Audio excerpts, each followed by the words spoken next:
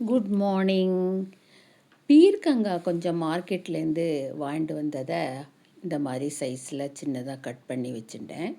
So பீர்க்கங்காய் மட்டுமே பண்ண வேண்டாம், அது கூட கொஞ்சம் சின்ன வெங்காயம், அப்புறமா அந்த கொத்தமல்லி ரொம்ப நல்லா இருந்தது.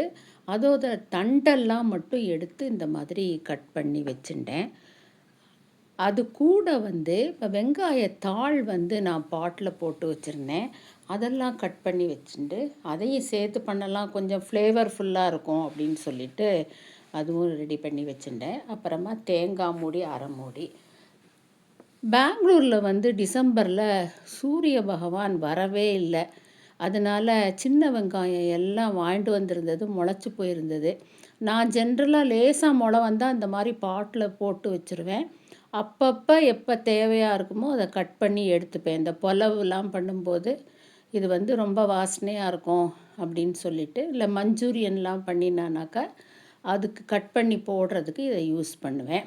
இப்போ வாணலியில் கொஞ்சம் எண்ணெய் விட்டுட்டு ஒரு 4-5 ரெட் சில்லி போட்டுட்டு, அப்புறமா பெருங்காயமும் நல்ல 2-3 துண்டு போட்டுட்டு, உளுத்தம்பருப்பு 2 ஸ்பூன் போட்டு நல்லா வதக்கணும். பீர்க்கங்காயையும் அதை சேர்த்து போட்டு வதக்கிடணும்.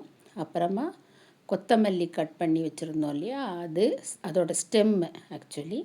அப்புறமா நம்மளோட இந்த ஆனியன் தாள் அதையும் போட்டு நல்லா வதக்கணும்.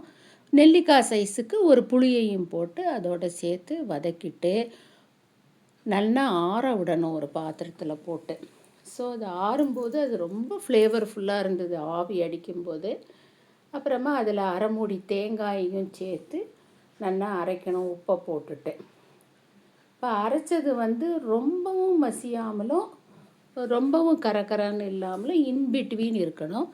நான் ரொம்ப தண்ணி விடலை இந்த சட்னியில், ஏன்னா அதை தொகையல் மாதிரி சாதத்துக்கும் போட்டு சாப்பிட்டுக்கலான்னு சொல்லிட்டு கெட்டியாக பண்ணியிருக்கேன். இது சப்பாத்திக்கு தோசைக்கு எல்லாத்துக்கும் ரொம்ப நல்லா இருக்கும். அப்புறமா கொஞ்சம் தோசை மிளகா அப்படியும் அதோட பண்ணி வச்சுட்டேன். மார்னிங் எனர்ஜி ரொம்ப நல்லா இருக்கும் அப்படிங்கிறதுனால இந்த மாதிரி வேலைகளெல்லாம் நான் காலையிலேயே முடிச்சுட்டுருவேன். ஸோ இது இட்லி தோசை மிளகா அப்படி. ஸோ இதை பண்ணலாமே.